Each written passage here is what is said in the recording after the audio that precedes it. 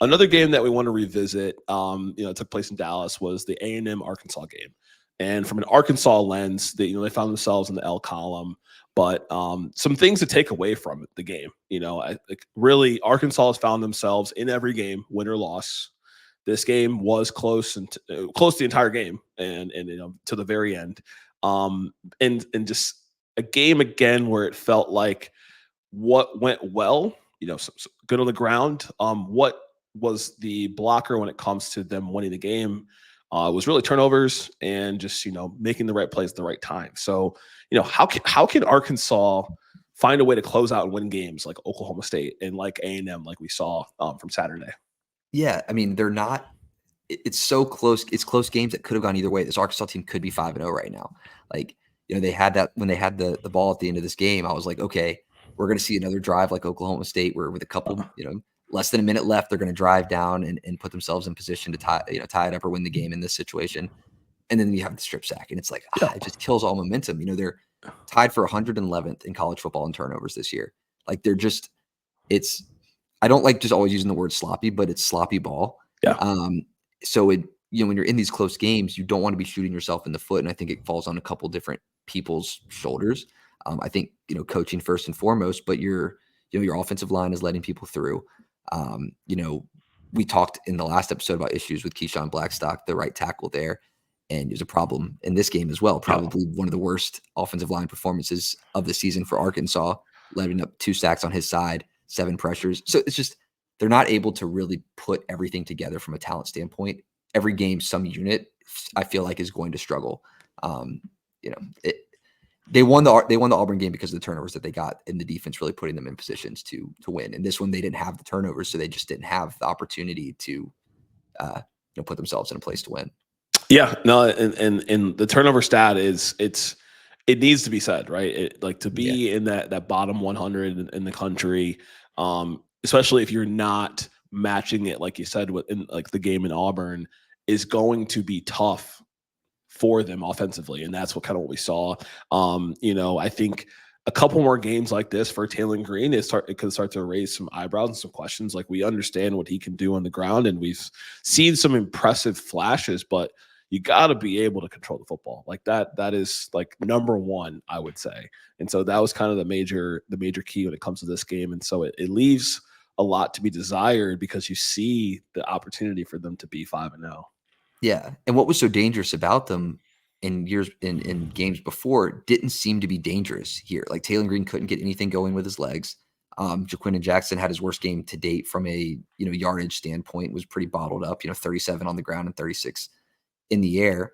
The 2 touchdowns that they scored on the game both looked like they could have been, one looked like a sack and one looked like it could have been a tackle for a loss. Yeah. You wonder if teams are starting to maybe figure out Arkansas a little bit. Like, Jaquindon Jackson's, every game it's gotten a little bit less and less. Like, is the team regressing, or are teams figuring out how to stop these 2 guys? It used to be a big dual threat problem.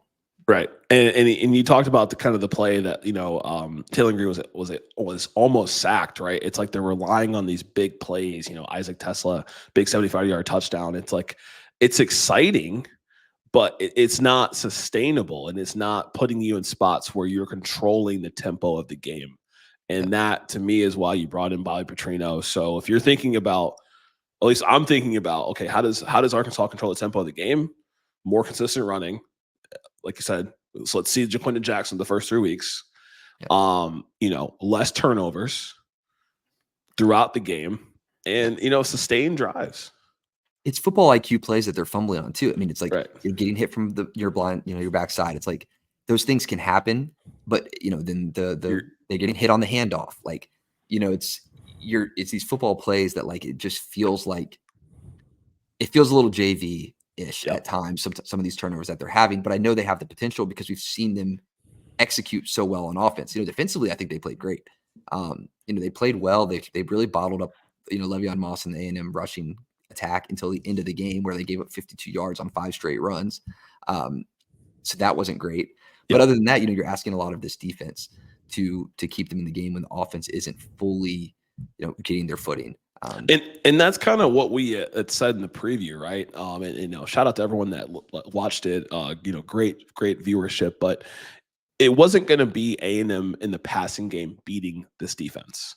Because A&M hasn't shown us a ton of passing this season. Marcel Reed has looked efficient. He did his typical 140 to 170 yards game. He had 160 yards in the air, but that was not what beat this defense, and this defense kept them in the game the entire game. So when it comes to how they can close out games, the defense has been steadily improving the last couple weeks. And we've seen it in Auburn, we've seen it in A&M.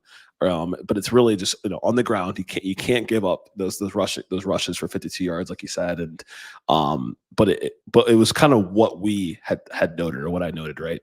If it was going to be a win for A&M, it was going to come down to the rushing side, and ultimately it was enough for them to wear down the defense at the end. With you're on the field that often, you're ultimately going to get worn down. So a lot to be asked of and want there, but everything Arkansas. From what we think they're trying to get to a winning record, some more quality wins, there's still some opportunities there for the season. Yeah, they've shown just enough really bright spots in every game where it's like if they can just put it all together, it's like, they're just finding ways to lose games. It's like three things are certain, right? Like death taxes and Arkansas finding ways to lose to A&M in this game. I think it's 11 of the last 12 they've lost in this. So like they could have had it. I was looking forward to that last drive, but if they can clean up the turnovers, I think Arkansas is solid. The defense is starting to perform. It could be a coaching problem. Yeah. I don't know how long Sam Pittman could be there if he just continues to lose.